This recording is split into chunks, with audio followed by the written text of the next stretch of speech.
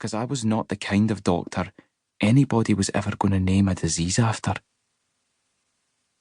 I'd barely scraped into medical school, and my sole distinction in the entire 5 years was to have equalled the university's record for the number of retaken exams. Still, I had graduated, and quickly found that I was better suited to life on the wards than in the university. As a medical student, the consultants expected you to be able to reel off a list of 17 causes of pancreatitis. That included organophosphate poisoning and being stung by a scorpion. As a junior doctor, they merely wanted you to do the weary needful. Give the patient oxygen, fluids, and analgesia, and call the intensive care unit if they began to look like they might not survive the night. Even at that, my medical career had taken an unfortunate turn midway through my 3rd year of practice. A dreary year of hearings and rehabilitation later, I'd finally been signed off to return to work with the caveat that I attend drug counselling once a week.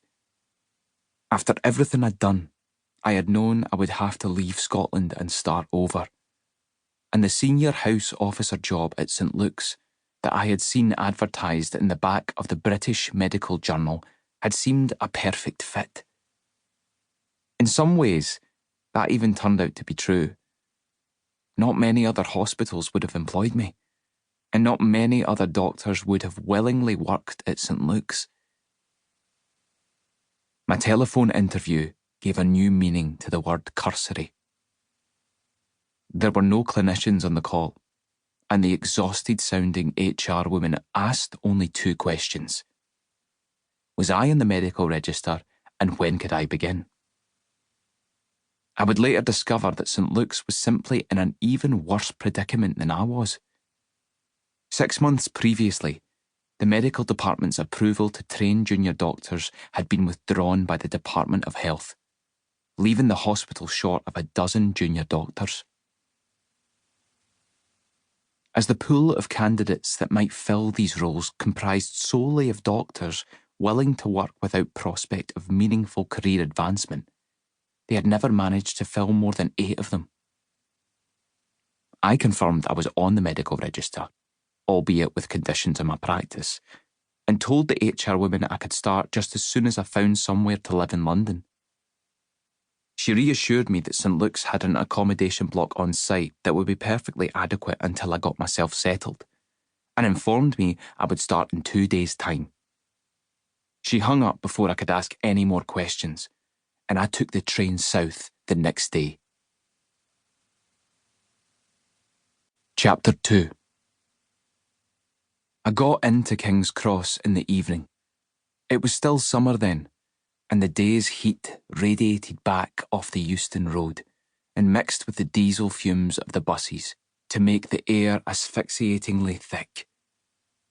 I took a crowded underground train, then an empty overground one, and finally dragged my suitcase through an estate to St Luke's. It looked like an asylum that a distracted child had constructed from a half-dozen unmatched Lego sets. The accommodation block was a dingy row of condemned terrace houses that even the student nurses had long since abandoned. I had been assigned to share one of these houses with a Dr. Vogel, a locum consultant haematologist from Germany. Nobody had warned Dr. Vogel he was to have a housemate, but he was sporting about it, offering me one of his wheat beers and apologetically informing me that there was no hot water because he had used it all in his bath that morning. I drank his beer.